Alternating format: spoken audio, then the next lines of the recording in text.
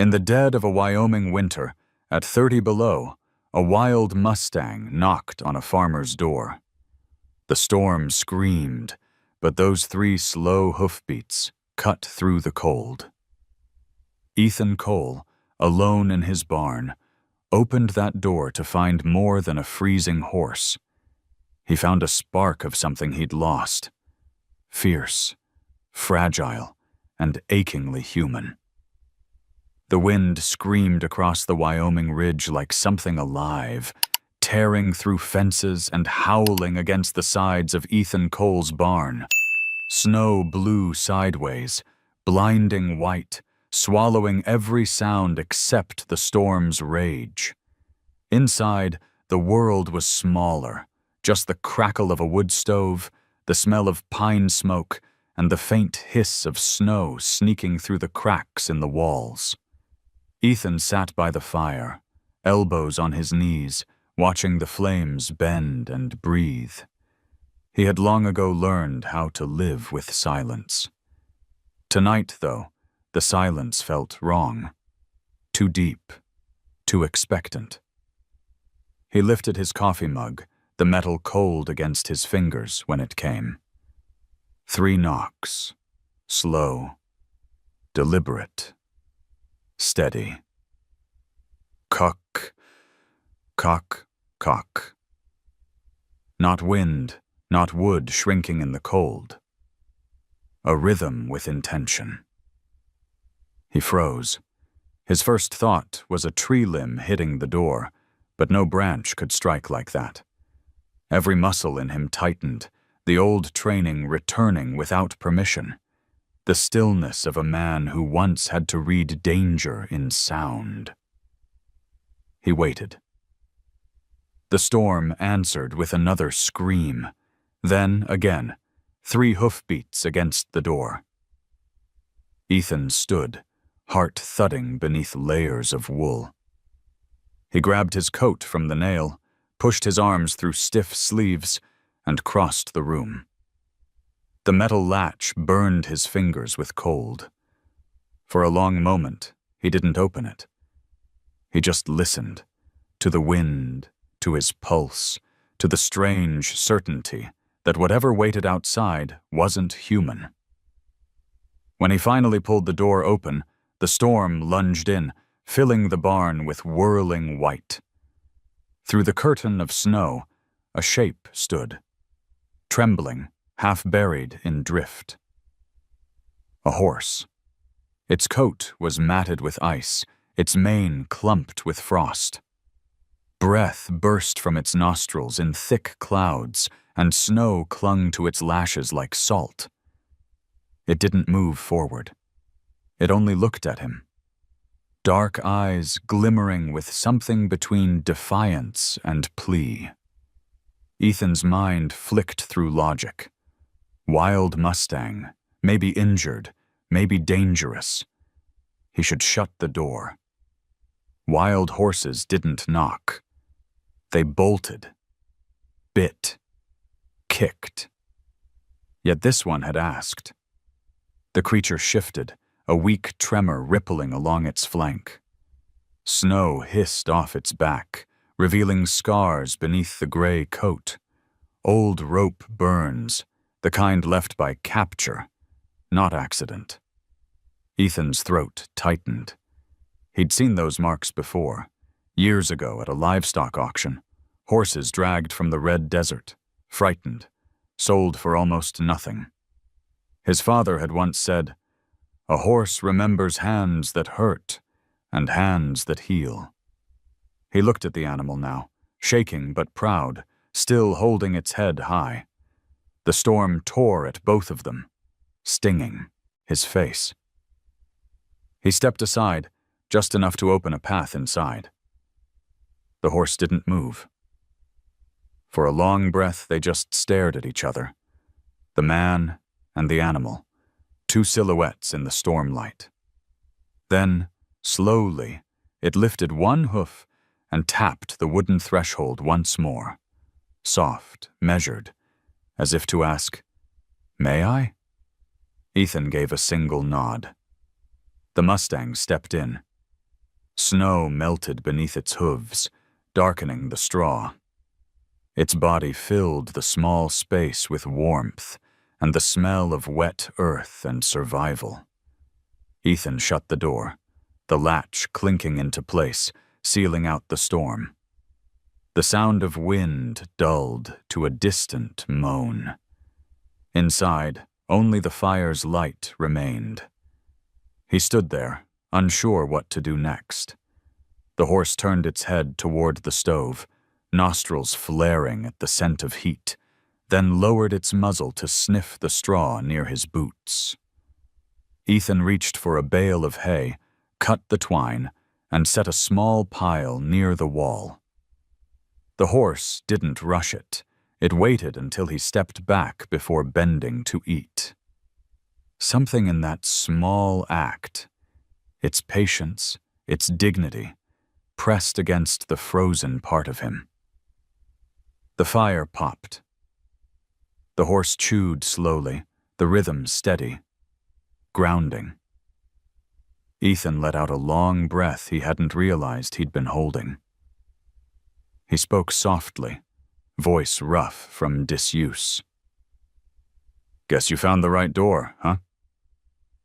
The horse flicked an ear, continued to eat. He sat again by the fire, boots stretched toward the warmth. Behind him, the steady sound of chewing filled the barn, calm against the storm's fury. Ethan glanced back once more. Snow still fell outside, but the cold no longer felt absolute. Something had entered his world, something that had crossed the line between wilderness and man, between survival and trust. He didn't know yet that this night, at 30 below, would rewrite everything he believed about loneliness, about shelter, about who saves whom. The wind rose again, but inside, the barn held steady. Two souls breathing the same air, listening to the same storm, bound by a fragile, wordless truce. Ethan leaned back, eyes on the fire. "Stay as long as you need," he murmured. "There's room here." The Mustang lifted its head, snow dripping from its mane, and met his gaze. For a heartbeat, the world outside disappeared, and the only thing that existed was warmth, trust, and the sound of 3 hoofbeats echoing in memory. Morning came slow to the Wyoming highlands, pale light pressing through cracks in the barn boards. The storm had quieted, leaving the world buried in silence and snow. Ethan Cole rubbed the frost from the small window and saw a white sheet of stillness. No tracks, no movement, just the ghostly calm that follows chaos. Inside, the air carried the faint smell of hay, iron, and damp wood. The horse stood where it had spent the night, near the far stall, its breath fogging softly in the cold. Ethan moved carefully, boots whispering against straw. He hadn't shared this barn with another living soul in years. He'd sold the last of his cattle 2 winters ago, after the divorce, after the bank notices. Since then, this place had been only his. A man, a stove, and too much quiet. Now the silence was different, heavier somehow, like it was listening. The horse turned as he approached, ears flicking, muscles taut beneath its gray coat. Its eyes followed him, not fearful, not trusting, just measuring. Ethan stopped a few steps away and studied it in the dim light. The creature was magnificent, even through exhaustion. Strong shoulders, deep chest, mane streaked with ash and frost. But the ribs showed. Hunger had carved it thin. He could feel the echo of its long miles through winter desert and snowfields. He spoke low, the way he once did to the horses his father kept. "You made it through the night," he said, his breath rising white. "That's something." The horse twitched one ear, then looked toward the empty stalls around them. The place had once been full of life, snorts, stamping hooves, the clatter of feed buckets. Ethan remembered the sound of his father's laughter echoing through these same rafters. Back then, he'd thought barns would always smell of hay and purpose, but time had hollowed the place. Dust lay where grain used to be, and spiderwebs glistened where tack once hung. He felt the sting of memory, sharp as frostbite. "Guess it's just you and me now," he murmured. He went to the storage room, found a small sack of grain he'd forgotten. The label was sun-faded, the paper soft with age. He poured some into an old pail and carried it back. The horse watched every move, nostrils flaring. When Ethan set the pail down, he didn't stay near it. He stepped back, giving the animal room. Minutes passed before it moved. Then one slow step, another, hooves sinking in the straw. It lowered its head, sniffed, and began to eat, cautiously, every muscle ready to bolt. Ethan felt a strange warmth rise in his chest, not from the fire, but from the sight of a wild thing finding rest, even if only for a moment. He sat on a stool by the stove, rubbing his hands together. The rhythm of chewing filled the barn, grounding him in a way he hadn't expected. His eyes drifted to the wall where his father's saddle still hung, cracked with age. Beneath it was a folded blanket, the last thing his mother had sewn before she passed. Both belonged to a life he'd stopped reaching for. Outside, the wind shifted. Ethan looked toward the door, listening. For the first time in years, he realized he wasn't dreading the next sound. He was waiting for it. He poured himself more coffee, the bitter steam filling the air, then looked over his shoulder. The horse had finished eating, now standing still, head lowered, half asleep. A faint calm spread across its body, the kind that only comes when a creature no longer feels hunted. Ethan leaned back against the post and let out a slow exhale. He thought about the road that had led him, here, 38 years of building, losing, starting again. He'd served in the local search and rescue for a while, spent nights pulling strangers from blizzards. Saving others was easy. Saving yourself never was. The horse shifted again, tail flicking, the quiet sound drawing his eyes. Its head turned toward the door, ears pricking at something unseen. Ethan followed its gaze, but there was nothing, only the hush of the frozen morning. Still, the animal kept watching, nostrils flaring slightly. "Easy," Ethan whispered. "It's just the wind." But a small part of him wondered if the Mustang heard something he couldn't, something in the vast whiteness outside. He pushed the thought aside and stood, stretching his back. He needed to check the generator and the well line before the next freeze. He glanced once more at the horse before stepping out. "You can stay here for now," he said. "Not much, but it's warm." The door creaked shut behind him, and cold air slapped his face. The world outside was blinding, sunlight glinting off snow so bright it hurt to look. He squinted toward the horizon, where the storm had left strange shapes of drift and shadow.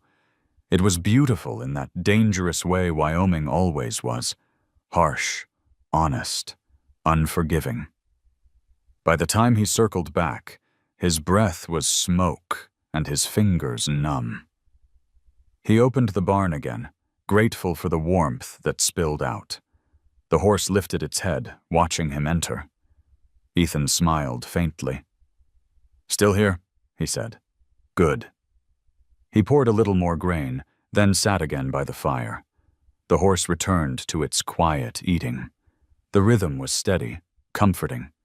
He stared into the flames, the orange glow washing his face, and realized that for the first time in years, the barn didn't feel empty anymore.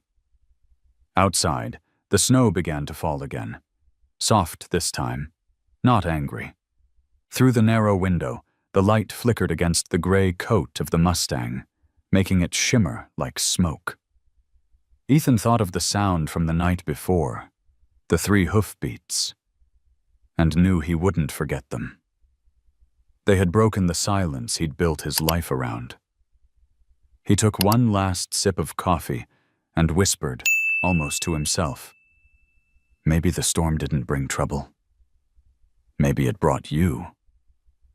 The Mustang lifted its head, as if answering the thought, and the faint crackle of fire filled the space between them. Somewhere deep in the walls, the wind sighed through the old wood like a memory settling in. The next evening arrived under a bruised purple sky, the kind that promised more snow but held its breath before breaking. Ethan stood outside the barn, his breath rising in clouds, the sound of silence pressing down over the ridge. The Mustang, he'd started calling it Ash for the silver gray of its coat, was still inside, shifting gently on its hooves. The animal had eaten, drunk, even rested, but hadn't once tried to leave. Ethan leaned his shoulder against the barn wall, eyes tracing the horizon where the wind bent the snow like ghostly smoke. His father used to say Wyoming storms never ended. They just waited behind the next hill. And for a moment, Ethan felt that was true, not just of weather, but of life itself. He pushed the barn door open a few inches. Warm air rolled out, carrying the smell of hay and horse.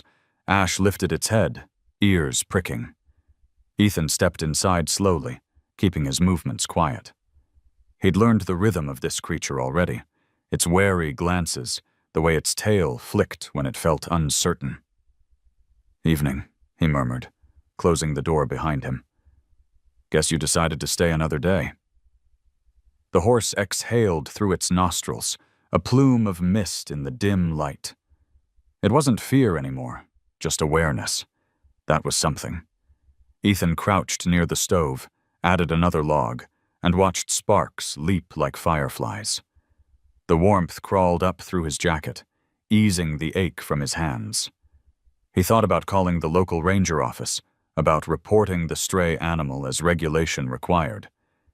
But he didn't move. Something in him didn't want this found too soon. Maybe the world outside hadn't been kind to it. Maybe the world outside hadn't been kind to him either. He found himself talking as he worked, his voice rough from months of disuse. "You know, I used to have horses. My dad trained quarter horses for rodeos, said a man could read his own soul in a horse's eyes. I thought that was nonsense back then." He chuckled under his breath.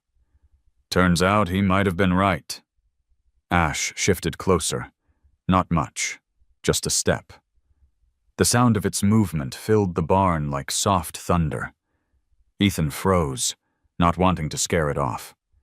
The horse stopped, lowered its head slightly, and began to nibble at the fresh hay he'd spread earlier. The rhythm was steady, hypnotic. Ethan sat down on an overturned bucket, his coffee mug warm in his hands. He studied the animal, the way its muscles rolled beneath the skin, the way its mane caught light. There was a calm to it, fragile, deliberate, that reminded him of the veterans he used to work with at the search and rescue outpost. People who had seen too much, but carried it quietly. For the first time, Ethan realized he didn't mind the company. Hours passed without much sound. He lost track of time watching the fire, letting the steady breathing of the horse fill the spaces between crackling wood. At one point, The wind howled so hard the shutters rattled, but neither of them flinched. The barn felt less like a shelter now, and more like an agreement between two survivors. When Ethan finally stood, his knees cracked in protest. He stretched, then reached for the latch on the main barn door. "I'm leaving this open tonight," he said softly. "You can go if you want. Storm's past. No reason to stay if you don't feel safe." Ash lifted its head, ears twitching, eyes bright. Snow drifted in through the small gap at the top of the door, catching in the horse's mane like glitter. For a long time, it just watched him. Then, with slow precision, it took one step toward the threshold, then stopped. The silence stretched, filled only by the sound of the wind sighing outside. Ethan's breath caught. This wasn't fear. It was choice. The horse could leave, but didn't. He gave a faint smile. "All right then. Have it your way." He left the door cracked open, the way his father used to leave it for the barn cats that came and went with the seasons. When he turned back, Ash had lowered its head again, chewing, unbothered by the open door or the drifting cold. Trust, Ethan realized, wasn't built by closing doors. It was built by leaving them open and waiting. Later that night, Ethan lay awake on the cot near the stove, listening to the steady breathing of the horse. The smell of hay, smoke, and life blended into something that felt unfamiliar. Comfort. He thought about the years that had vanished into quiet, about the nights he'd convinced himself solitude was peace, when it was really punishment. Ash shifted in the dark, the faint sound of its hoof scraping the ground. Ethan whispered into the quiet, unsure if he was talking to the horse or to himself. "Maybe we both just needed somewhere to rest for a while." The wind outside softened, brushing snow against the door like fingers on a drum. He closed his eyes. For the first time in years, he didn't feel like the only heartbeat in the room. When dawn began to pale the windows, Ethan stirred and sat up.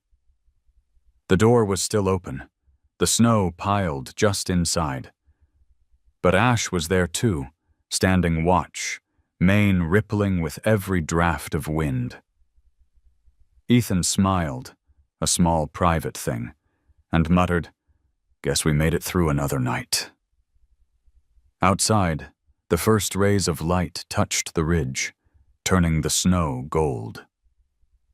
Inside, man and horse stood at the doorway between cold and warmth, each keeping the other company without needing a word.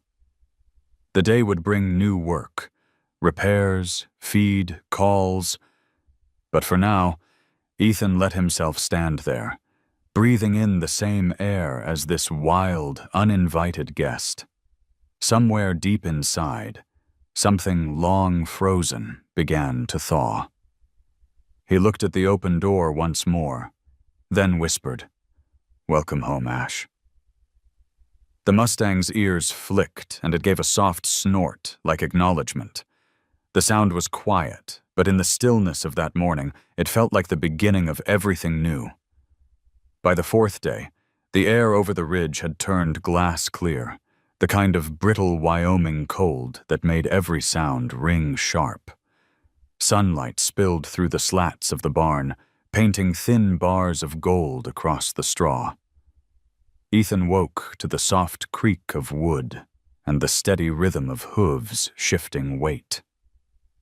The horse, Ash, was still there. Somehow that surprised him every morning. He poured coffee into a tin cup and let the steam sting his face. Outside, the snow glittered, untouched except for a few prints leading to the water trough. He'd cleared the ice from it yesterday, breaking it open with a crowbar until the water shivered free. The horse had watched him the entire time, ears pricked, ready to flee but never running. There was a pattern forming between them now, a dance of nearness and retreat. Ethan stepped toward the stall, boots crunching softly on frozen hay. "Morning, partner," he said quietly. His voice sounded strange in the stillness. Rough, but kind. Ash flicked an ear toward him and blew a cloud of breath, neither welcoming nor warning, just aware. Ethan stopped a few yards away and waited. He'd learned already that forcing closeness only pushed it farther away. He scattered a little hay near the post, careful not to move too fast. Ash took its time, one slow step after another, until its muzzle brushed the straw. Ethan watched the ripple of muscles beneath its coat, power barely contained.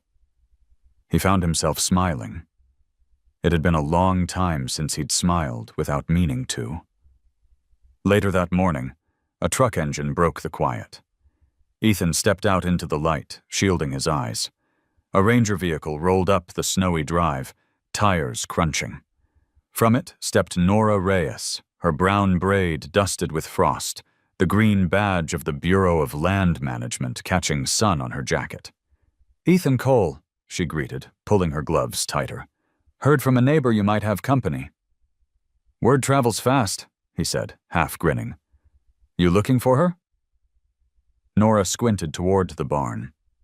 "If she's a Mustang, technically she belongs to the range, not you. We've had reports of a small herd breaking fences up north. Could be one of them."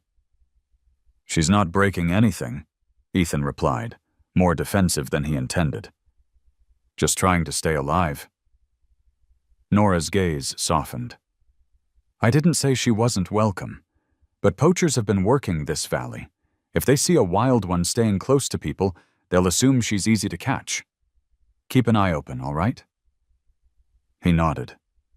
She pulled a small jar from her coat pocket, ointment for frostbite, and handed it over.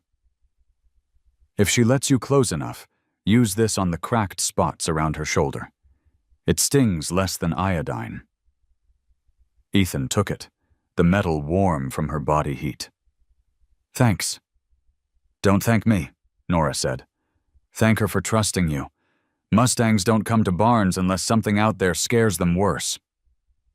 When she left, her truck tracks cut twin scars in the snow, leading down toward the valley. Ethan stood watching until the sound faded, then turned back to the barn. Inside, the Mustang raised its head, as if sensing his hesitation. He approached a little closer this time, holding the jar loosely in his hand. He didn't reach out.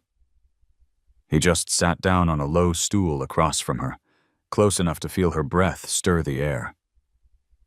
"They think you're running from something," he murmured. "Can't say I blame you. Seems like everyone's running from something these days." Ash shifted her weight, the faint jingle of the halter ring she still wore, a broken piece of rope, echoing in the quiet. Ethan wanted to cut it off, but knew better than to rush. Trust wasn't an order to be given. It was a question that had to be asked over and over until the answer came on its own. Through the afternoon, he worked outside repairing fence posts splintered by the storm. The sky stayed an endless blue, so bright it hurt. From time to time, he caught glimpses of Ash standing in the doorway, watching him. When he stopped to drink water, the horse would lower its head and step back, as if pretending indifference. The game between them was silent, but clear. Curiosity tethered to caution. That evening, the temperature plunged again. Ethan dragged a small bale of hay closer to the fire stove and unrolled his sleeping bag beside it. Ash stayed near the far wall, shifting occasionally, the sound of hooves grounding the night. He spoke softly across the distance. "You don't owe me anything. You can go tomorrow if you want." The horse snorted, steam rising like smoke, and returned to its quiet rhythm of breathing. Ethan watched the movement of its chest, slow and steady, until his own breath fell into the same cadence. There was peace in that rhythm, fragile but real. Hours later, a faint sound snapped him awake, the creak of the door hinge. Moonlight poured in through a small crack, silver and cold. Ash was standing by the opening, head turned toward the valley. Ethan sat up, but didn't move closer.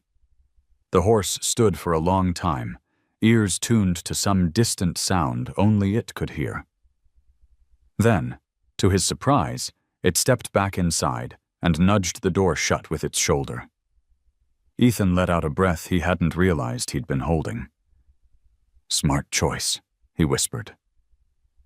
When morning came, the frost on the windows glittered like stars. He rose stiffly, poured coffee, and noticed hoof prints leading to the trough again. But no new tracks beyond the fence. Ash was still there, still watching him with those deep, unreadable eyes. He smiled and held up the jar of ointment.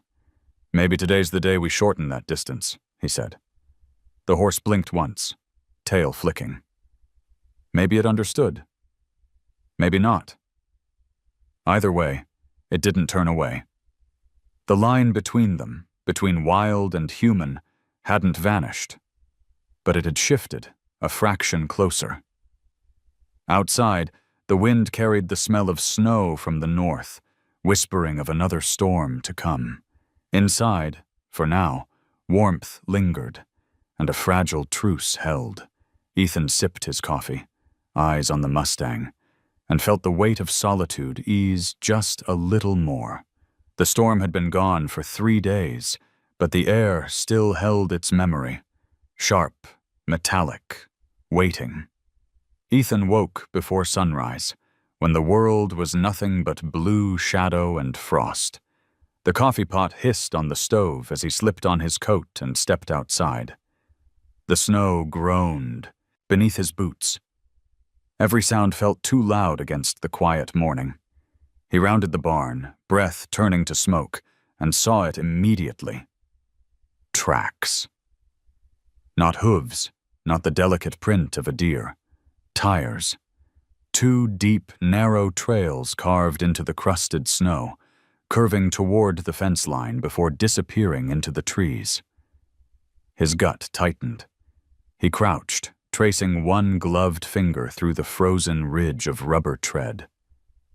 They were fresh. Too fresh.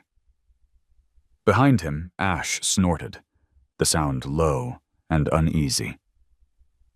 She stood in the doorway, muscles tense, watching the trees the same way he was. Her breath came quick, her ears angled back. It wasn't the cold that bothered her. It was memory. Ethan rose slowly. "You heard them too, didn't you?" he said quietly. The horse pawed once at the ground, then stilled. He followed the tire marks to where the fence sagged slightly. One of the older posts split from the last storm. The tracks ended just past it. Someone had stopped here, long enough to look through the fence toward his barn. He could almost see them. 2 men in a truck, the engine idling, watching. A ripple of anger passed through him, brief, but hot.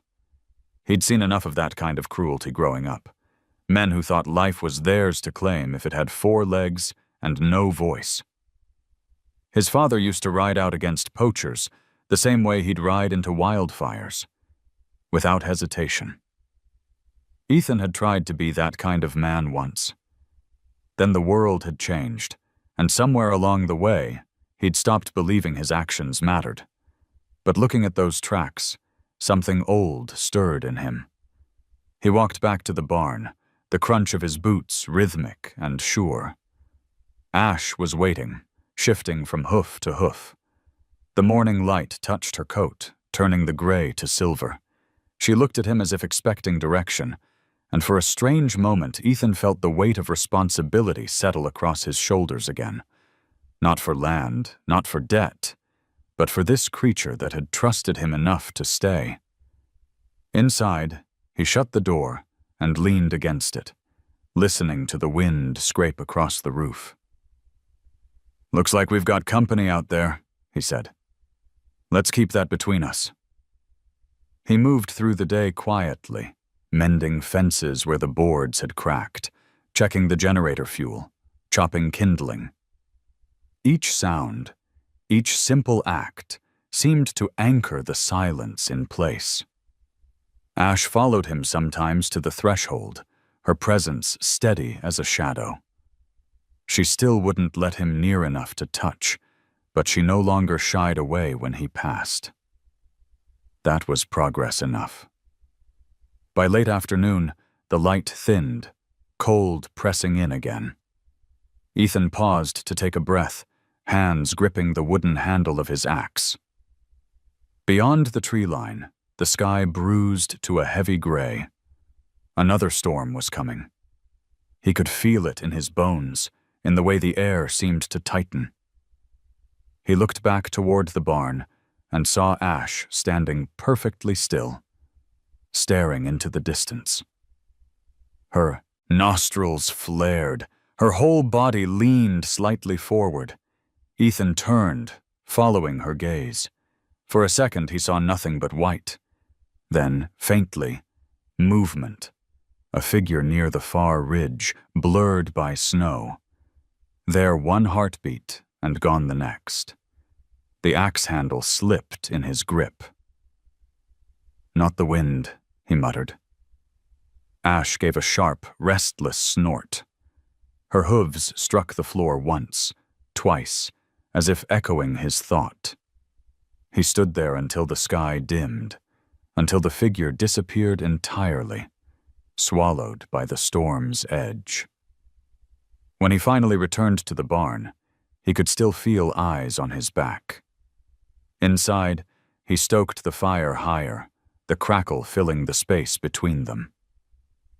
"You're not the only one with ghosts out here," he said to the Mustang. She didn't move, only lowered her head to drink, but her ears twitched toward him, listening.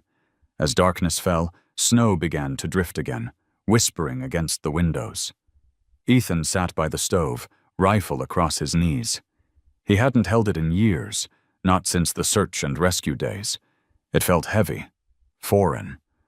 But something about those tracks wouldn't let him rest. He reached into the cupboard, found a small tin of oil, and began to clean the gun by habit. The motion calmed him. The slide of cloth, the click of metal. It wasn't fear that drove him. It was readiness, a quiet understanding that the world didn't always leave a man alone just because he wanted to be. Ash shifted near the stall, her hooves thudding softly. He looked up, meeting her eyes. There was a steadiness in them, a kind of alert partnership he couldn't explain. "Don't worry," he said softly. "I won't let them near you." Outside, the storm picked up again, snow swirling past the cracks in the barn, like ghosts trying to get in. Ethan leaned back against the wall, the fire's glow painting half his face in amber, the other half in shadow. He thought of Nora's warning. Poachers have been around. Keep an eye open. And of how easily he'd dismissed it. Now, staring into the dark beyond his window, he wasn't sure what scared him more, the men who might come back, or the way this horse had made him start to care again. Hours passed. The wind moaned, the fire burned low, and still he didn't sleep. Each time he closed his eyes, he saw the tire marks in the snow, the broken post, and the faint shape at the ridge.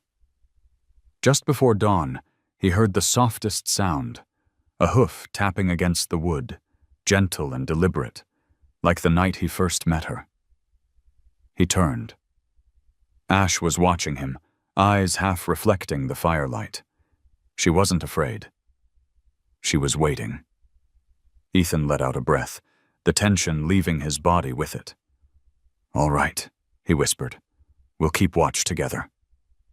The wind outside wailed once more, but inside, The two of them stood silent in the warmth, guardians of each other's small corner of the storm. The morning broke gray and windless, that rare silence between storms when even the trees seemed to hold their breath. Ethan hadn't slept more than an hour, his mind still circling the tire tracks carved into the snow like scars. He poured coffee, the bitter heat grounding him, and looked toward the stall where Ash stood. She was still, her coat dulled with frost near the shoulders, her breath rising in slow, steady clouds. "Morning," he said softly, the word more habit than greeting. She turned her head, one ear flicking toward him. Something inside him eased at the sound of her quiet breath, a rhythm steadier than his own heartbeat. He set the mug aside and reached for the jar of ointment Nora had given him. The metal was cold in his hand, the label smudged from where his gloves had rubbed it. He stared at it for a long moment before speaking again. "Let's try something today. No rush." Ethan approached slowly, steps measured, deliberate. Every inch between them felt earned. The Mustang's eyes tracked him, dark and sharp, but she didn't move. When he reached the halfway mark, he stopped, crouching low to seem smaller. The smell of her, dust, cold, wild grass, wrapped around him. He opened the jar, the faint scent of menthol mixing with the barn air. "This'll sting a bit," he murmured, not because she'd understand, but because saying it out loud steadied his nerves. Ash shifted, her hoof scraping the straw. He froze. "It's all right," he whispered. "I won't hurt you." He stretched out his hand, trembling slightly from the cold, or maybe from something deeper. The ointment glistened in his palm. The horse tensed, muscles coiling under her skin. Ethan kept his arm still, letting her decide. For a heartbeat, nothing moved. Then Ash stepped forward, slow and cautious, lowering her head just enough for her muzzle to brush his sleeve. He could feel the heat of her breath through the fabric. That close, he could see the small scars along her neck. Old rope burns, healed, but never forgotten. "Someone did this to you," he said, voice barely above a whisper. "Didn't they?" She flinched as though she understood. Ethan's chest tightened. He wanted to say more, to promise her safety, but promises were heavy things, and he wasn't sure he could carry another one. He shifted, closing the gap another inch until his fingers almost touched her shoulder. The moment stretched thin, fragile. He could see her pulse beating beneath the skin. His hand moved closer, slow, steady, until his fingertips brushed the rough edge of the scar. The reaction was instant. Ash jerked back, nostrils flaring, hooves slamming against the floor. The jar clattered from his hand, rolling through the straw. Ethan stumbled but didn't shout, didn't chase. He just raised both hands and whispered, "It's okay. Easy now." The horse retreated to the far corner, trembling, chest heaving. Her eyes were wide, the whites flashing in the dim light. Ethan stayed on his knees, the sting of hay scratching through his jeans. He wanted to move, to fix it. But all he could do was breathe. The space between them felt cavernous again. Minutes passed. The wind outside rose, brushing snow from the roof in soft sighs. The storm wasn't gone. It had only circled back, quieter this time. Creeping. Ash's breathing slowed. She turned her head slightly, her gaze finding him. He could see it, the conflict in her stance, torn between fear and recognition. He stayed still, hands open on his knees. "You're all right," he said softly. "I pushed too far. That's on me." His voice cracked a little on the last words. He hadn't used that tone in years, the kind that came from apology, not command. He waited. Finally, the Mustang exhaled, a long, shuddering breath, and lowered her head. Not forgiveness, but something close to it. Ethan gathered the jar, wiped the spilled ointment with an old rag, and placed it back on the shelf. His hands shook, not from cold this time, but from the echo of what he'd felt when she'd let him near. That moment, brief as it was, had felt like holding a piece of trust too fragile to last. He leaned against the post, eyes on her. "Guess we both have places that hurt to touch." Ash flicked her tail, the sound soft as a sigh. The rest of the day passed quietly. Ethan fixed the lantern hook near the stall, sharpened tools, anything to keep his hands busy. Each time he glanced over, Ash was watching, her ears tilted forward, curiosity replacing fear. When he stepped outside at dusk, she followed him to the door, stopping just short of the threshold. The sun had dipped behind the ridge, painting the snow in bruised violet. The wind had changed again. Warmer. Restless. Ethan leaned against the doorframe, staring at the horizon where the sky burned faintly pink. "You ever think about leaving?" he asked, not looking at her. "You could, you know. The gate's still open." She didn't move. He smiled faintly. "Yeah, me neither." That night, the storm finally broke. Rain, not snow this time. Sheets of sleet tapping the tin roof like impatient fingers. The sound filled the barn, washing away the quiet. Ethan lay on his cot, eyes open to the flicker of lightning outside. Through the noise, he heard something. A soft shuffle near his side. He turned his head. Ash had moved closer, standing just a few feet from the cot, her head lowered. The scent of rain and horse filled the air. He didn't speak, didn't reach out. He just watched her, heart steadying with the rhythm of her breathing. For the first time, she didn't keep the distance. When dawn came, the rain had frozen into glass on every surface. The barn steamed faintly in the morning light. Ethan rose stiffly, his breath fogging the air. Ash stood near him, calm, her coat shining wet and clean. He reached for the jar again, held it up for her to see. "We'll try again someday," he said quietly. "When you're ready." This time, she didn't step back. Outside, sunlight cracked, through the clouds, scattering across the valley. Ethan watched it spill over the snow and thought, maybe storms don't destroy. Maybe they just clear the air so you can see what's been waiting underneath. The snow had begun to melt around the edges of the fences, thin rivulets of water carving quiet paths through the drifts. The worst of winter had passed, yet the air still carried that clean, metallic scent that only mountains kept after a storm. Ethan Cole stood by the barn door, one hand resting on the latch, the other clutching a mug gone cold. Behind him, the low sound of breathing filled the space. Ash, half dozing in her stall, her flank rising and falling in an easy rhythm. Days had slipped into a strange kind of peace. They had found a routine. He worked the land, mended fences, split wood. She followed, grazing near the yard or standing by the gate when the wind grew strong. It was the rhythm of coexistence. No words, no claims, just presence. And yet, beneath that quiet balance, something else stirred. Trust had grown roots, but so had fear. His, not hers. He feared what came after. Ethan turned toward the stall. "You look better," he said softly. "Healthier."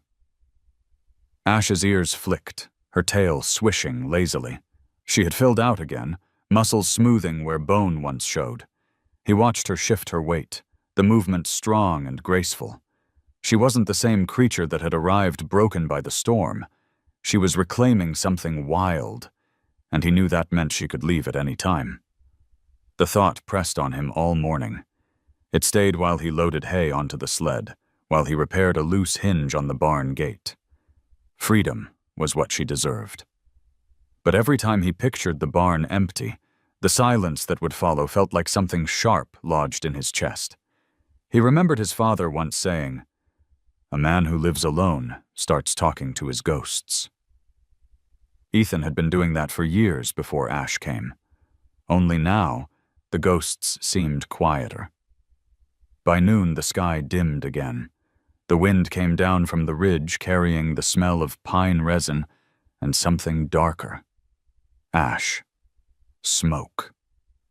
Ethan's brow furrowed. He looked toward the east slope and saw a thin ribbon of gray rising between the trees. Someone had built a fire. Too close. Too deliberate. He left the sled where it was and walked toward the fence. Ash followed him halfway, her hooves soft in the slush. He raised his binoculars, scanning the line of pines. Through the shifting heat of the smoke, he caught sight of movement. 2 men, a truck, and something glinting near the tailgate. Metal. Chains. Poachers. The word tasted bitter. He lowered the binoculars, pulse hammering. Nora's warning echoed in his mind. If they see a Mustang that stays near people, they'll come for it first. He turned toward the barn. Ash had frozen, her head high, nostrils wide, catching the scent of danger before he could speak. She gave a low, uneasy rumble from deep in her chest. Ethan moved fast. He gathered what supplies he could. Water, rope, a flare gun. "We'll keep low," he murmured, though he wasn't sure if it was to her or himself. "No one's taking you." He pushed the barn door half shut, enough to hide her silhouette, but not enough to block her escape. That door, always the same symbol, never quite closed, now became their lifeline. Hours dragged. The wind shifted, carrying the faint crack of an engine closer. Ethan crouched near the window, the rifle laid across his knees but untouched. He had no plan for violence. He only meant to protect. Through the narrow slit, he saw shadows moving among the trees. One of the men laughed, a sound too loud for the quiet world. Then the truck door slammed, and the forest fell silent again. Ethan's fingers tightened on the wood stock. The seconds stretched, each one edged with the tension of waiting. Ash shifted behind him, restless, the sound of her hoof scraping the floor. He turned his head slightly, whispering, "Easy, girl. Stay quiet." Outside, a crow screamed. Then, nothing. Minutes turned to hours before the noise faded completely. When the light finally began to die, Ethan stepped outside, boots sinking into slush. The smell of smoke lingered, but the fire was gone. Only tire tracks cut through the mud where the truck had been. They'd left. For now. Ash came to the doorway, head low, mane tangled with straw. Her eyes met his. There was something ancient in that look, relief mixed with understanding. He reached for her slowly, stopping halfway between them. "They're gone," he said, voice soft. "You're safe." For a moment, she didn't move. Then, as if testing fate, she stepped forward until her muzzle brushed his shoulder. The touch was light, fleeting, but it stopped his breath. He could feel the warmth of her through his jacket, a heartbeat echoing faint against his chest. He didn't reach to hold her. He just stood there, still as stone, afraid to break the spell. The Mustang lifted her head, eyes catching the thin orange light of the setting sun. It flared in her mane like fire, wild and alive. Ethan exhaled slowly. "You're something else," he murmured. That night, he left the door half open again, though the cold bit harder than usual. Some part of him needed that opening, needed to prove to both of them that freedom wasn't a threat. Rain began to fall around midnight, soft at first, then heavier, drumming on the roof. Ethan lay awake on his cot, listening. Ash moved near the door, her silhouette framed by moonlight. The half-open space let in slivers of silver air that shimmered between them. He whispered into the dark, "If you want to go, I won't stop you." The rain filled the silence, washing his words away. He waited for the sound of retreating hooves. It never came. When morning broke, she was still there, standing by the door, the light soft on her back. Ethan rose, rubbing sleep from his eyes, and met her gaze. Something quiet passed between them. Acceptance, perhaps, or a promise neither could speak. He reached for the latch, meaning to close the door just to keep the chill out. But he stopped halfway. He left it half open, the same way it had been all night. Because some doors, he realized, were meant to stay that way. Not as a barrier, not as an invitation, but as a reminder that trust can live in the space between. He turned toward her and said softly, "Maybe that's what home is, huh? A door that never shuts." Ash flicked her tail once, the sound like a quiet answer.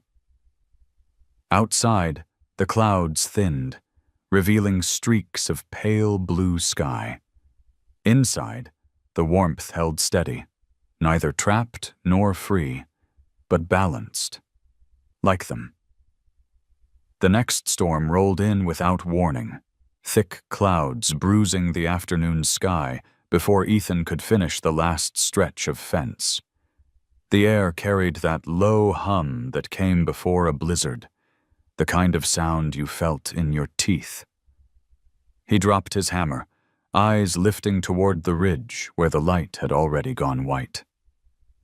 The snow started softly, lazy flakes drifting down, then thickened fast, swallowing the horizon. He hurried back toward the barn, his scarf whipping in the wind. By the time he reached the door, snow stung his face like shards of glass. Ash stood in the entry, ears forward, her body a solid shape against the whirling white. She seemed larger than life in that moment. Wild, fierce, alive. But her eyes told a different story. Worry. She pawed once at the ground, impatient, as if urging him inside. "I'm coming," he called, though the wind tore the words away. He shoved the door shut behind him, sealing them in the warm dark. The fire in the stove still burned, small but steady. He threw in more wood, breath clouding in the cold air. The storm roared outside, shaking the roof beams, rattling the latch. Snow forced its way through the cracks, hissing against the hot metal of the stove. Ash snorted, backing a few steps, then stopped. Her ears flicked toward the door again. Warning. Ethan froze. Beneath the howl of the wind, he heard it. A faint metallic clang, like something striking the fence. Once. Then again. He grabbed his flashlight, sweeping the beam through a narrow gap in the boards. The storm made everything ghost-like, but there, faint and dark, a figure moved near the gate. The outline of a truck sat idling just beyond the tree line, its lights dimmed, engine muffled by the wind. He couldn't see faces, but he didn't need to. The poachers had come back. Ash let out a low, vibrating growl, a sound he hadn't known horses could make. It cut through the storm, sharp and warning. Ethan's throat went dry. He reached for the rifle propped against the wall, checked the chamber. He didn't want to use it, hadn't fired at anything living since the army. But tonight wasn't about pride. It was about survival. The latch clanked again, louder this time. Ash stomped once, muscles taut, ready to bolt if she had to. Ethan stepped to her side, voice steady though his heart was racing. "Easy, girl. Stay with me." A shadow passed by the window, then another. The sound of boots crunching in snow came closer. The men were checking for signs of life. He could almost hear their muffled voices under the wind. Ethan's mind raced. He couldn't confront them in the open. The storm would swallow his voice and sight. But if he stayed silent, they might push harder. He needed something that said this place isn't worth the trouble. He turned the light out, leaving only the flicker of the fire. In the dark, he moved to the door and waited. When the latch shook a third time, he slammed his palm hard against the wood and shouted, "Private property! Get off my land!" The sound carried, low and rough, ripped from his lungs with more anger than he knew he still had. There was a pause, long enough for him to hear his own breath. Then footsteps retreating, fast. A door slammed, and the truck engine growled before fading into the distance. He stood there for a long moment, hand on the latch, heart pounding against his ribs. When the sound of the truck finally disappeared, he turned back toward Ash. She hadn't moved. Her eyes gleamed in the firelight, steady, unshaken. "Guess we scared them off," he murmured. The storm howled harder, battering the walls as if testing their strength. Ethan dropped to his knees beside the stove, feeding it more wood until flames licked high again. He rubbed his hands, the heat biting his skin. Ash took a step closer, then another. She lowered her head until her muzzle brushed his sleeve, the gesture light, but sure. He didn't flinch this time. He looked up at her, seeing frost still clinging to the tips of her mane, melting into tiny rivers down her neck. "You kept me from walking out there," he said softly. "You knew." Her breath was warm against his cheek. She exhaled once, a sound almost like a sigh, then stood between him and the door, as if claiming her place. The storm raged through the night, relentless. Every gust shook the barn, but inside, a fragile calm held. Ethan sat on the floor, back to the wall, watching the fire cast shadows across the boards. Ash stayed near the doorway, her body blocking the draft, her head occasionally turning toward him as if to make sure he hadn't moved. Hours passed. He dozed lightly, waking each time the wind screamed too loud. Sometime after midnight, the storm reached its peak. The roof groaned under the weight of snow, and Ethan shot upright, instinct kicking in. He scanned the rafters for weak spots, heart thudding. The sound came again. A heavy thud. Not the roof. The door. He grabbed the flashlight and crossed the barn. When he cracked the door open, snow burst in, blinding him. The wind nearly tore it from his grip. He leaned into it, light cutting through the swirling white, and froze. The fence had collapsed. 2 posts snapped clean from the ground, snow piled against the opening. If the men came back, there'd be nothing to keep them out. Before he could move, Ash stepped forward, pressing her shoulder against his chest. Not panicked, insistent. She pushed him back, her body between him and the storm. Ethan blinked, realization dawning. "You're not trying to get out, are you?" She snorted, shaking her mane, eyes fierce. She wasn't leaving, she was keeping him in. He let out a breath that broke into a laugh, half disbelief, half awe. All right, you win." He closed the door again, securing it with the iron bar. Then he turned and leaned his forehead against the wood, the sound of the wind on the other side fading to a low hum. He stayed like that for a while, the warmth from the stove brushing his back, the steady breathing of the Mustang beside him. When he finally spoke, his voice was quieter. "Maybe I'm not the one giving shelter after all." Ash stood still, her flank brushing his arm. Together they listened as the storm raged, and then, gradually, began to fade. By dawn, the snow had stopped. The light that filtered through the cracks was soft and blue. Ethan opened the door again, careful this time. The world outside shimmered.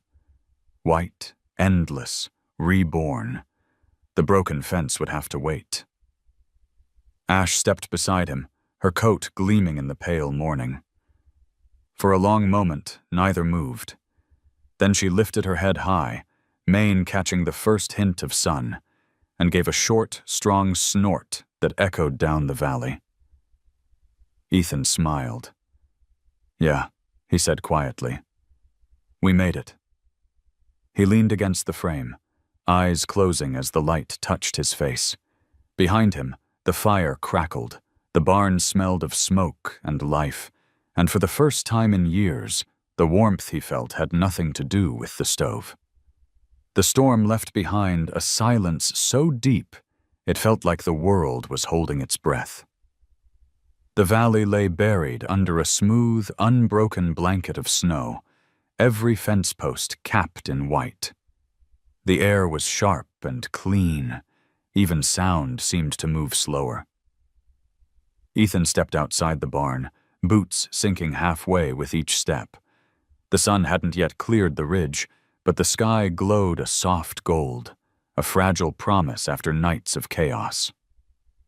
Ash stood at the barn door watching him.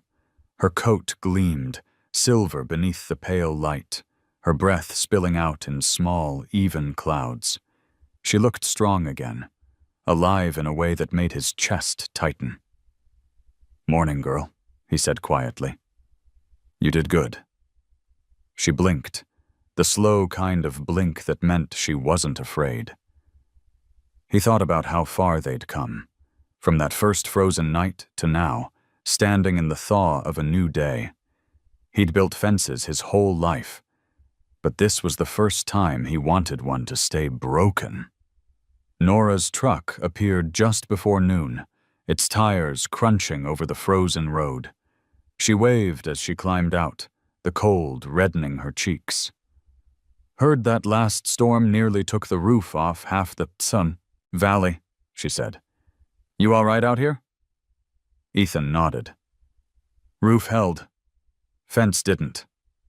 Her eyes moved past him, landing on the horse. "And her?" "She's fine." Nora studied the Mustang for a long moment, her ranger's gaze both cautious and admiring. "She's beautiful," she said finally. "You know, she could be tagged officially. Would make her easier to track if she ever runs back into the wild." Ethan frowned. "But good?" "Nothing harmful," Nora explained, reaching into her coat pocket. She pulled out a small, reflective collar, thin leather with a strip of dull silver that would shine at night. "It's for her safety. Hunters stay clear of marked stock. No number, no chip. Just recognition." Ethan turned the collar over in his hands. The leather was soft, worn smooth. The metal tag caught the light, flashing briefly like a heartbeat. "No chain?" "No chain," Nora said. "Just a name, if you want to give her one." He hesitated, feeling the weight of the object. Names were dangerous things. They made everything harder to let go. But as he looked at Ash, standing proud and calm against the white, he realized she already had a name. She'd chosen it herself, in the color of her coat, the ashes of survival. He nodded slowly. All right, we'll try. Nora smiled. She trusts you now. Let her see you first. Move slow. Ethan stepped toward the Mustang, the collar loose in his fingers. Ash didn't back away. The wind stirred her mane across her eyes, and she watched him with quiet certainty. He raised the collar, letting her sniff it. It's nothing bad, he said. Just a little light, for the dark. She flicked an ear, exhaled softly, and lowered her head. Ethan slipped the collar around her neck, the leather cool against her skin. It rested perfectly, neither tight nor loose. The silver tag caught the sunlight again, scattering it like dust. There, he whispered. Now they'll know you belong nowhere. And that's how it should be. Nora leaned on the fence, watching the exchange. You did good, Cole, she said. Some folks spend years trying to earn that kind of trust. Ethan gave a half smile. Didn't earn it. She gave it. Nora's expression softened, then turned serious. Word is the same truck's been seen near the South Pass. Keep your eyes open. Men like that don't always quit after one try. He nodded, jaw tightening. If they come back, they'll find I'm not the same man I was. After she left, Ethan walked back into the barn, the sound of her truck fading into the distance. Ash followed, the collar glinting faintly each time she moved. He unlatched the back door, letting the crisp air in. The sky had turned an impossible shade of blue, the kind that made the snow look almost silver. He leaned against the doorframe, watching her wander out to the yard. She moved carefully at first, then began to trot, her hooves kicking up powder. The sun collar shimmered with every step. It wasn't a mark of ownership. It was a reflection of light. Freedom made visible. When she finally came to a stop near the broken fence, she turned her head to look back at him. The distance between them wasn't wide, but it held everything they'd learned. The hesitation, the trust, the fear, the forgiveness. He walked closer, stopping just short of reaching her. You know, he said quietly, I used to think fences were what kept things safe, but maybe they just kept things from ever finding their way back. The wind carried his words away, but she seemed to understand. She stepped closer, brushing her shoulder against his hand. The collar gleamed as she moved, the silver strip catching the last of the light. Ethan smiled, fingers tracing the air where the leather met her fur. You're free. Ash. Always were. That night, the air turned still again, moonlight draping the valley in silver. Ethan sat by the stove, carving a small piece of wood with his pocket knife. When he finished, he held it up to the light. It was a crude figure of a horse, mane swept back like it was running against the wind. He set it on the shelf beside his father's saddle. For a moment, he just looked at it, then turned toward the barn. Through the open door, he could see Ash standing outside, her collar glinting faintly under the moon. She was facing the ridge, where the wilderness began. He felt a flicker of fear, that she might go. But then she lowered her head, pawed the ground once, and turned back toward him. The moonlight spilled over both of them, bridging the distance. Good night, Ash, he whispered. Her ears twitched, and she gave a soft whinny in reply, low, melodic, and sure. Ethan leaned back against the post, the smell of wood smoke and cold air filling the space between breaths. He closed his eyes, feeling the warmth of the fire spread through his chest. For the first time in years, He didn't feel like a man waiting for something to end. He felt like a man beginning again. Outside, the collar shimmered, bright enough to catch the stars, faint enough not to hold her down. By the time March came, the world had started to breathe again. The valley changed slowly, like someone waking from a long dream. Snow pulled back from the fence posts, revealing patches of brown earth. The river that had slept under ice began to whisper. For the first time in months, Ethan could smell wet soil instead of frost. He was fixing a hinge on the barn door when he heard hoofbeats, not Ash's, lighter, uncertain. He turned, wiping his hands on his coat. Down the ridge, a small figure stumbled through the last crust of snow. A young colt, ribs thin, steps uneven. Its coat was patchy, winter rough, and its tail flicked in panic. Ethan froze, scanning the tree line for movement. No herd. No sound. The colt was alone. Ash's head lifted immediately. She snorted, her ears sharp, then began to move toward the open gate. Ethan felt it in his gut before she even reached it. She knew that kind of fear. She'd worn it once. "Easy," he murmured, though she wasn't listening to him. The Mustang slipped through the broken fence, hooves light, neck low in a gesture of peace. The colt hesitated, stumbled back, then stood trembling as Ash approached. The sight stopped Ethan cold, her slow steps, the gentleness in her body. She reached the colt and nudged it lightly with her muzzle, a sound escaping her that wasn't quite a whinny, more like a hum, low and comforting. The colt shivered once, then pressed its nose into her shoulder. Ethan swallowed hard. There was something holy in that quiet moment. Two creatures who shouldn't have survived, finding each other in a world still thawing. He didn't move closer. He just watched as Ash guided the colt back through the open fence. She didn't push or drag. It followed her willingly. When they reached the yard, Ethan stepped aside, heart pounding. The colt blinked up at him, wary but not afraid, then stumbled toward the warmth of the barn. Ash turned, meeting his gaze as if asking permission. He nodded. "Bring it in." Inside, the air was still heavy with winter. Smoke, hay, and faint traces of last night's fire. Ethan spread fresh straw in the corner while Ash stood guard over the colt. Its legs trembled with exhaustion. He fetched a bucket of warm water and a few flakes of hay, setting them close but not too close. "Here," he said softly. "Take what you need." The colt sniffed, uncertain, then took a bite. Ethan leaned back against a beam, watching them. Ash nudged the colt again, protective. He thought of the old words his father used to say when a stray animal wandered in. A soul knows where it's safe, even when it doesn't know why.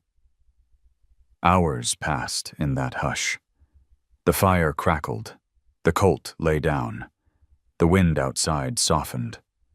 The sound of melting snow dripping from the eaves became a rhythm, steady and clean. Ethan found himself smiling without realizing it. That evening, Nora's truck appeared again at the top of the hill. She waved as she stepped out, the slush sucking at her boots. "Heard from the feed store you've got another visitor," she called. "News travels too fast around here," he said, half laughing. When she entered the barn, she stopped short. "Well, I'll be damned," she whispered. "Where'd it come from?" "Don't know," Ethan replied, but she found it, led it right through the fence. Nora crouched, studying the colt's legs, the raw marks around its ankles where rope had once bitten in. Poor thing. Someone dumped it or lost it. She looked up at Ash, admiration soft in her voice. "And she brought it here." "Guess she decided I needed more company," Ethan said, the corner of his mouth lifting. Nora smiled, but her eyes carried something else, something deeper. "You've both been saving each other out here, haven't you?" Ethan looked away, embarrassed by the truth in her words. "Maybe just keeping busy." When Nora left, evening had begun to fall. The barn glowed in shades of amber, firelight licking the wood. Ash lay beside the colt now, her head lowered, breathing slow. Ethan sat on the stool, sipping coffee gone lukewarm. "You're something else," he murmured to her. "You bring strays, rebuild fences, scare off trouble. If I didn't know better, I'd think you were running this place." Ash's tail flicked, the faintest sign of amusement, or maybe coincidence.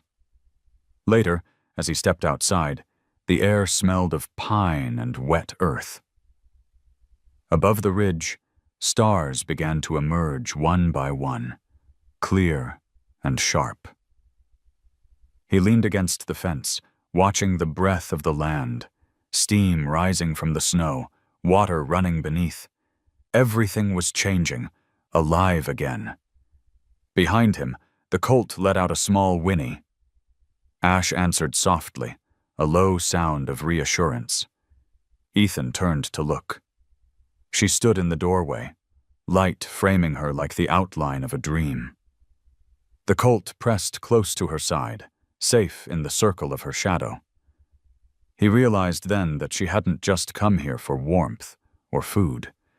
She'd come to start again, and somehow she'd given him the same chance. The night air bit through his jacket, but he didn't feel the cold. He walked back toward the barn and stood in the doorway beside her. "Seems like we've both got mouths to feed now," he said. Ash turned her head, her eye catching his reflection in the dark. It glowed faintly, calm and knowing. He smiled. "All right then. Guess we keep building." They stood there a while longer, watching the stars shimmer over the valley. The last of the snow began to fall from the roof, sliding down in a soft rush, melting the icicles that had clung for months. By morning, puddles would form in the yard, and the first green blades of spring would push through the earth. But for now, it was enough. Just the warmth of breath, the crackle of fire, and the quiet certainty that they had all survived something meant to break them. Ethan reached up, touched the edge of the door, and smiled. "You can stay," he whispered, "for as long as you want." Ash exhaled, and the colt stirred closer to her side. Outside, the valley sighed as the snow finally began to let go. By April, the mountains were still wearing snow at their crowns, but down in the valley, the thaw had taken hold. Water ran beneath every fence, carrying the scent of wet pine and old earth. Ethan's ranch, once a white desert, was now a patchwork of green and gold, soft light spilling through the trees each morning like forgiveness. He had fallen into a rhythm again, not the kind born of habit, but of belonging. Every day started with the creak of the barn door, the smell of hay, the sound of hooves shifting softly against the floor. Ash greeted him with a snort that had become her version of good morning, while the colt, growing stronger each week, pranced around her legs in clumsy joy. Ethan couldn't help but smile.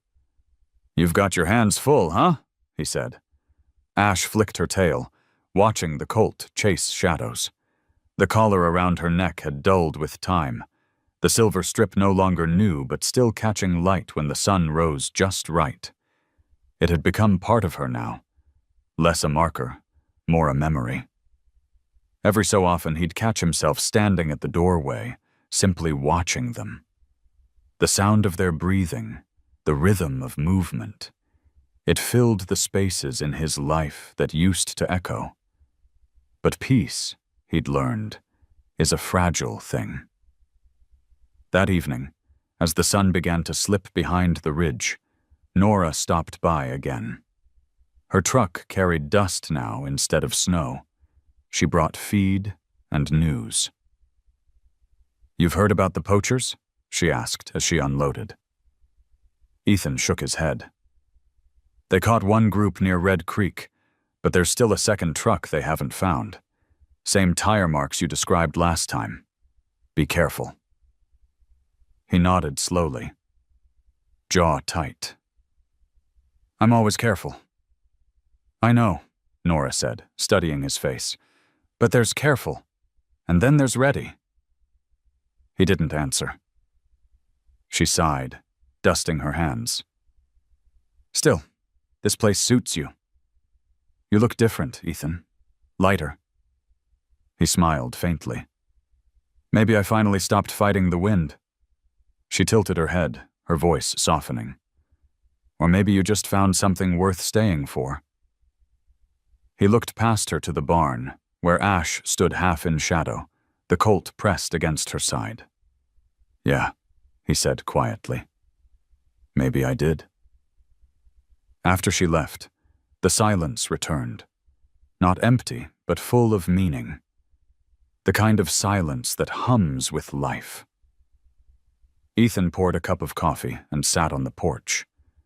The air smelled of sage and melted snow, and the wind carried the faint sound of running water from the creek. He thought of his father then, the man who had built this place with rough hands and stubborn hope. The saddle still hung where it always had, the leather worn smooth by time. Ethan had spent years avoiding it, unable to face what it symbolized. A legacy he thought he'd failed. But tonight, for reasons he couldn't quite explain, he rose and went to it. The leather creaked as he lifted it from the hook. Dust swirled in the golden light, catching in the air like slow snow. He ran his fingers along the stitching, each thread holding a story. "You'd like her, old man," he said softly. "She's got your kind of pride." He set the saddle down carefully and turned toward Ash. She was watching him again, still and steady. The Colt lay curled at her feet, half asleep, breathing deep and safe. "Guess I should thank you," he said. "You didn't just survive. You taught me how." She didn't move, but the flick of her ear, the slow exhale, was answer enough. Later that night, the temperature dropped, a thin veil of frost brushing over the grass. Ethan built up the fire in the barn, not for warmth, but for comfort. The soft glow danced across the walls, touching the wooden beams, the tools, the old photograph of his parents he'd pinned to the post months ago. Ash stood near the Colt, her eyes reflecting the light. The small one stirred, let out a tiny whinny, then went back to sleep. Ethan crouched beside them, resting his arms on his knees. "You know," he said, voice low, "I used to think this place was a punishment. All that quiet. It was like being buried alive. But now," he paused, looking at them both, "now it feels like a prayer I didn't know I was saying." Ash turned her head, brushing her muzzle lightly against his sleeve. The gesture was so gentle it nearly undid him. He stayed still, eyes stinging in the firelight. Outside, the wind moved through the pines, a whisper rather than a roar. The kind of wind that carried peace instead of warning. For the first time in years, Ethan felt small, but safe, like part of the same rhythm that guided everything living around him. He rose and went to the open door. The moon was climbing, pale and full, its light spilling silver over the fields. Ash followed him halfway, her collar glinting faintly. The Colt remained asleep, wrapped in straw and warmth. Ethan leaned against the frame, staring out across the valley. You ever wonder, he said softly, why some of us get second chances? Ash stepped beside him, close enough that their shoulders nearly touched. He smiled at that, at the idea that maybe, just maybe, she understood. The two of them stood together, watching the light spread across the snow-melt river. It glittered like glass, alive and restless.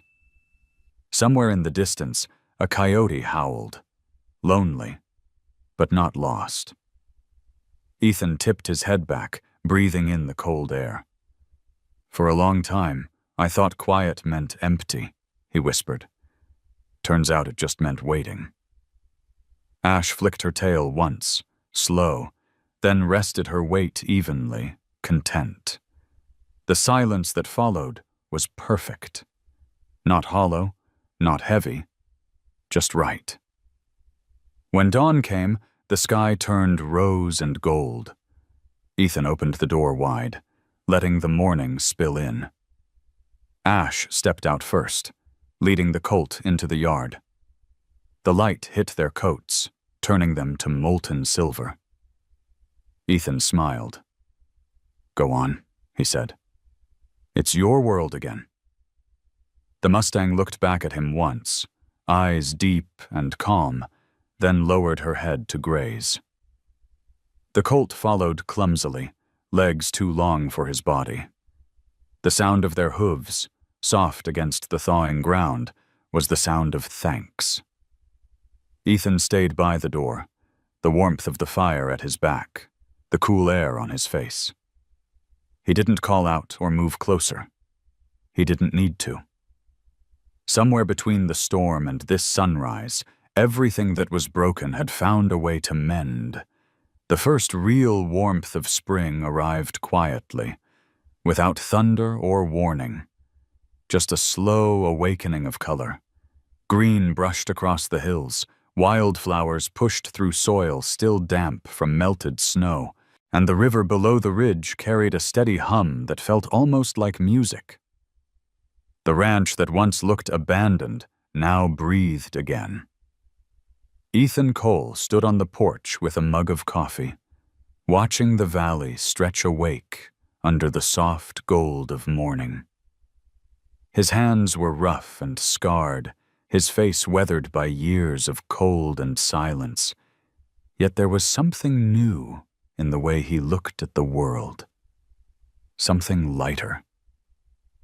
In the field, Ash grazed near the fence, the colt darting around her in bursts of joy, a blur of legs and sunlight.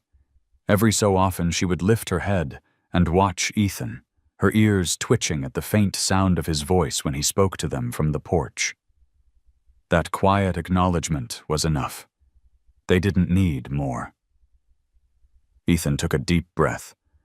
The air smelled of pine, smoke, and damp grass, the scent of a place finally forgiven. It had been months since the night of the last storm, months since the fear and loneliness that once ruled this land had begun to fade. Now there was work to do, fences to rebuild, land to clear, a life to tend, but he no longer felt buried under the weight of it. The work wasn't punishment anymore. It was purpose.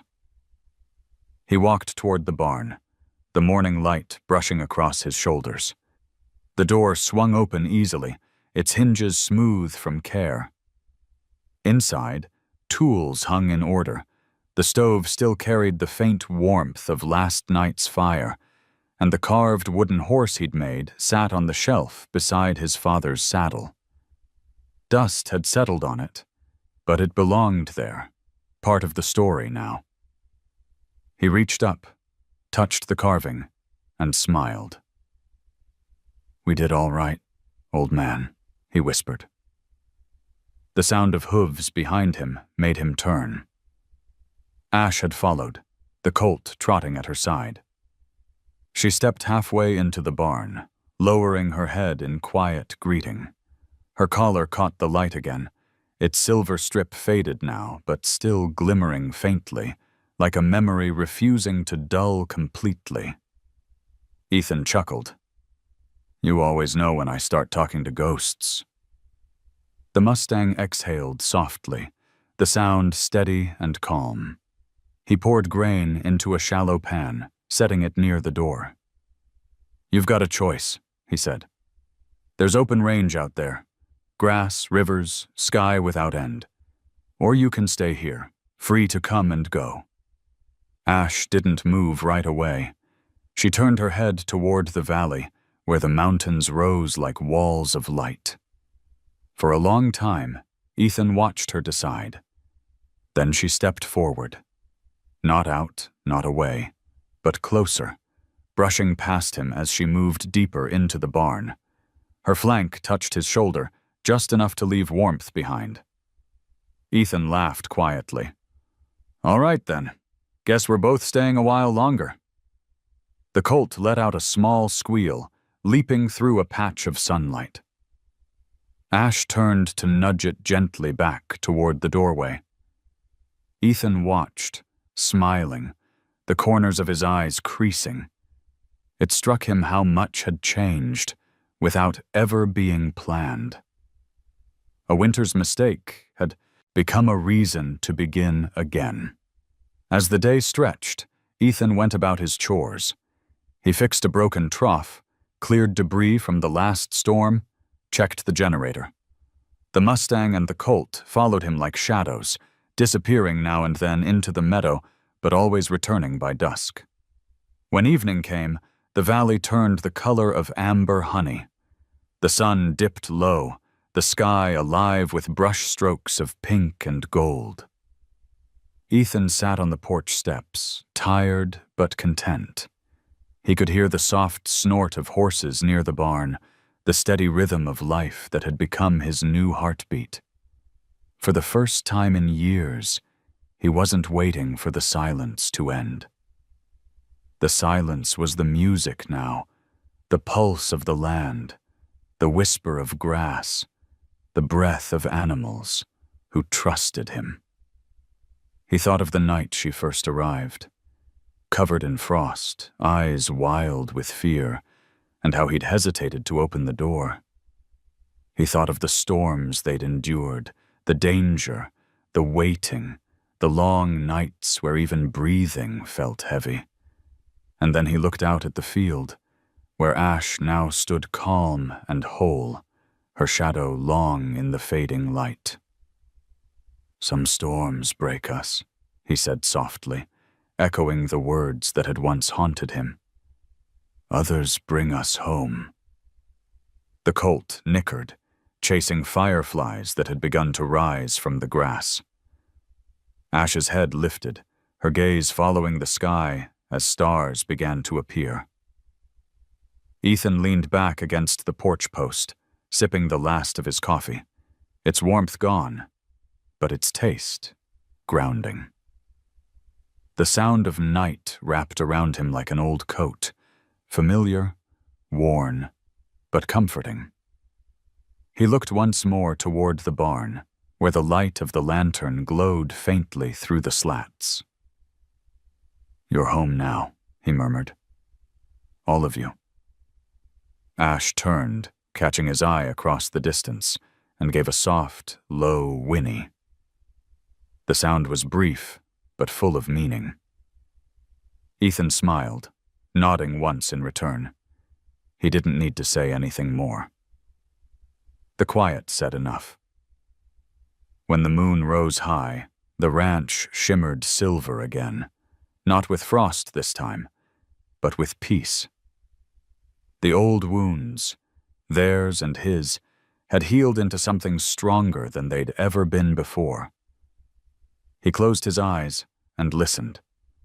Wind through the grass, water running in the creek, the rustle of hooves shifting near the barn. Each sound was life answering life. And for the first time since he could remember, Ethan Cole didn't dream of leaving this place. He dreamed of staying. Some storms come to break us. Others bring us home.